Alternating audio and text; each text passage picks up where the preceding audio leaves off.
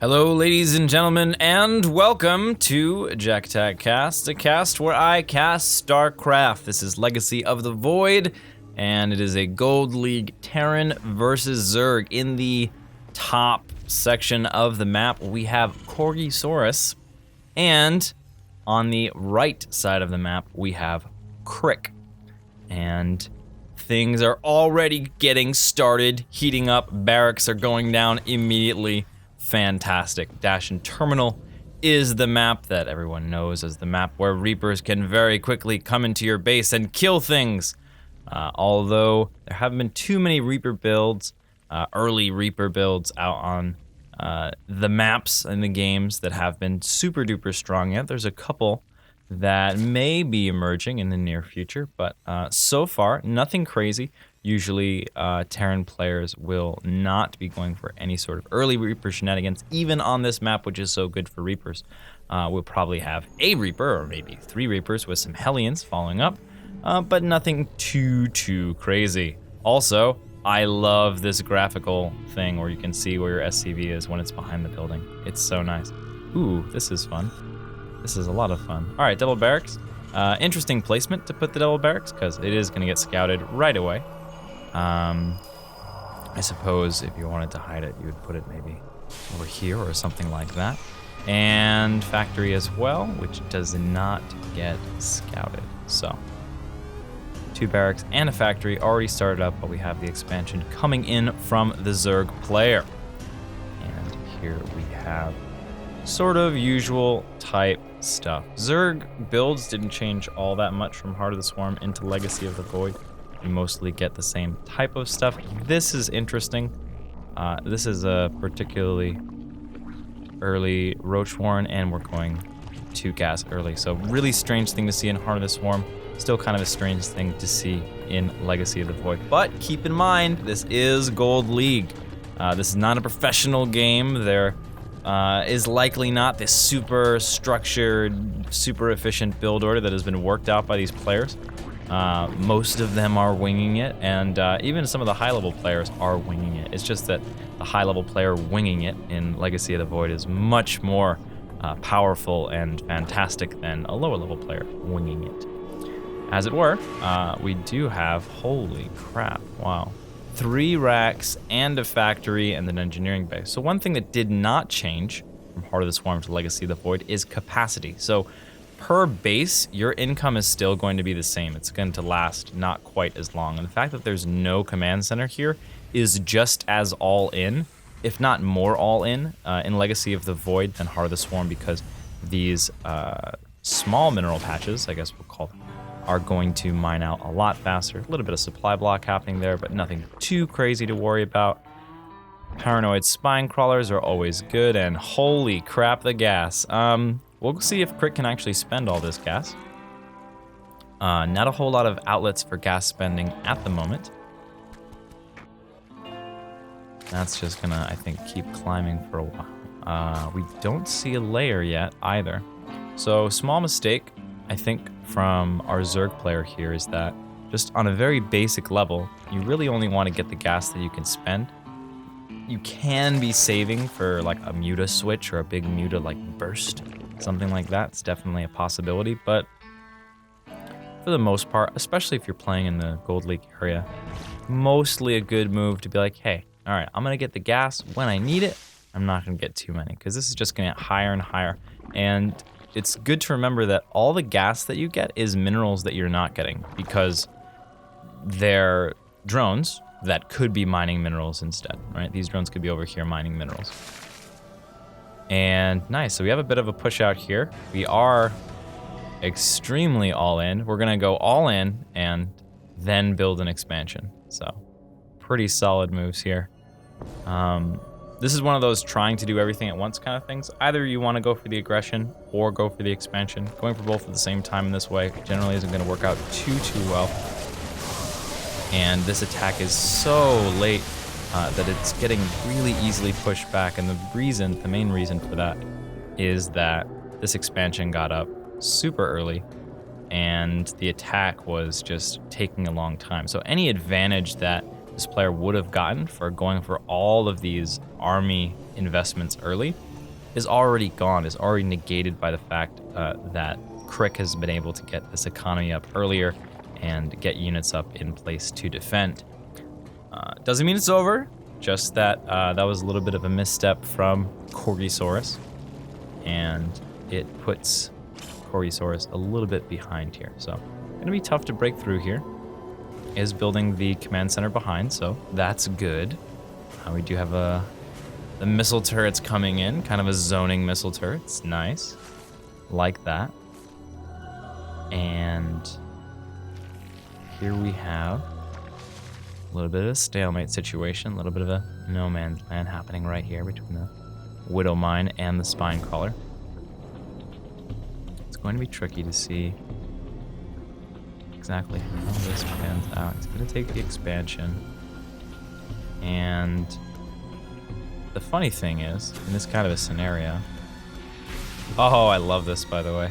You can see Widow Mine craters. Oh, you can actually see it with the oh, he's gonna force him to walk into it. That was great. Oh, but he kills it and runs away. Oh man, what a play.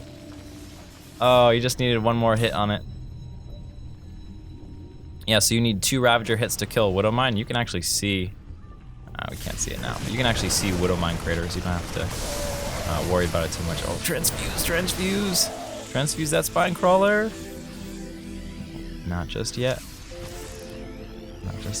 So, he's gonna move in again, snipe the Spine Crawler, good. I think, yeah, we had enough for a transfuse there. Really gotta stay on top of those transfuses. The Spine Crawler can be super valuable in these kind of situations. Actually, this is one of the situations where the Spine Crawler is valuable at all. Usually you don't have offensive Spine Crawlers, so just defensively here. Love that new animation, by the way, that shows which thing the Widow Mine is targeting. Very helpful. I think it provides opportunity for extra control. A couple of drones in the army control group, I think. A little bit off. And making abuse of the anti-air, or lack thereof here. I'm gonna try to move into the main. Big problem, though, is that all this time, there are not a lot of workers being built. Fortunately, the opponent doesn't have a lot of workers either, so it doesn't work out, but Corgisaurus could be making a really big advantage right now if they were building workers. Just one of those very basic things that comes up a lot, and it's really easy to forget it. So, as a result, we've got 22 drones and 26 SCVs. So still ahead in the economy department until that drone wave came out, but doing quite well. And going for a planetary fortress. It's a very safe thing. Uber safe. Uber safe. And we'll be getting some the upgrades as well, and going for a lot of Ravagers. Ravagers are this really fun new unit, and I think they're especially good in this Gold League area. If you're a Gold League player, I think you get a lot more value out of the Ravager than a lot of higher level players will, just because the multitasking of Gold League players is generally lower, and as a result, you'll be able to hit a lot of these Ravager shots that in the future you won't be able to hit. It's like doing SCV surrounds when the scouting SCV comes in. You can get away with that stuff in Bronze and Silver League, but there comes a point where you're just never going to get away with that again, and it actually hurts you to try. All right, and here we go. Going to drop right on that Widow Mine. Nicely done. There's a really strong force here. Also, they do have 1-1. Going to have to control this and not get too close to the Widow Mine. The other thing, too, about the Ravager is you can really make use of a sort of constant barrage of the Ravager rather than shooting down all your Ravager shots at once. Ooh, a little bit of a misrally here. I don't know if that was indecision or what exactly was going on, but nice leading. Nice leading with these 2 shots over here. Should have been a little bit over this side, but overall, nice effort. But yeah, so don't throw them down all at once. Don't be like, okay, wave of stuff, and then wait, and then wave of corrosive piles, and then wait. You can just kind of throw one. You can really zone out your opponent. You can just like slowly push them back with corrosive bile shots and get in position maybe to get some harassment done or just get a better concave. And nicely done. We do have the Widow Mine over here, but nicely done by Crick here. Use this area of time, this control of the map during the attack to take an expansion, and just sort of retreated when that advantage had been secured. And I'm gonna go ahead and spore this up. Ooh, drop coming in. Generally speaking, when your opponent's army is at home, not the best time to drop, but it's gonna work out in this scenario. In general, this evolution chamber section is a little bit vulnerable. I mean, obviously shown here, but I think a lot of times, you know, over in this area is a little bit safer. This area, generally in between your bases, tend to be a little bit safer than out on the edges. Not gonna learn from that mistake though, gonna rebuild it right there. Very likely, Crick has not even entered the mind of Crick to consider building placement. And just by opening up that part of your brain and start thinking about not what am I gonna build, but also where am I gonna build it, can help you get a lot of advantages. And we have the lovely legacy of the Void mining out, which is phenomenal. Gotta love mining out, it is the best. Make sure the game keeps moving, which I like a lot. And do a little safety wall there. And nice. So upgrade wise, it's 1-1 to 1-2. Going for lurkers. Lurkers, another unit you're gonna get a lot of value out of. The lower league you are, the more value you're gonna get out of a lurker for the most part. Like DTs. DTs are like that too. All right, here we go. So this army wasn't really in position to take this. And also we're fighting here right in the choke, which is kind of not so great. That's what I'm talking about with the value of the Ravagers. You just kind of sat there and ate it. If you're a Terran player, Ravagers are raining down upon you, pull back. In that position, it actually would have been better to pull back because then you could have set up a nice little arc on the outside of this ramp, which is ideally what kind of position that you want to be in.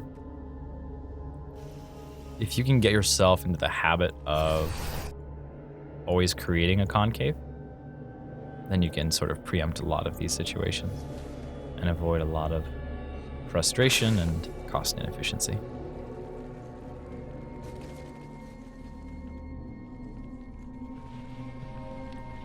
So we are going for tanks now. That's fun. Tank's a nice move, especially against lurkers and ravagers, so all the range stuff. And I say ravagers only because he has medevacs here. You can outrange the ravagers and dodge the ravager shots, sort of negating the immobility of the siege tank. It is tricky to do. It's gonna be really attention focused, or sort of really APM heavy. So as a result, as a Gold League player, when you're dealing with maybe 60 or 70 APM and a limited amount of focus, that's probably going to take up all or almost all of your focus. So you're looking like you can really take advantage of that. Nice drop over here. Can even get the spawning pool. That's phenomenal. These tech snipes are working out quite well. Ends up getting killed off, but I would say it was quite worth it.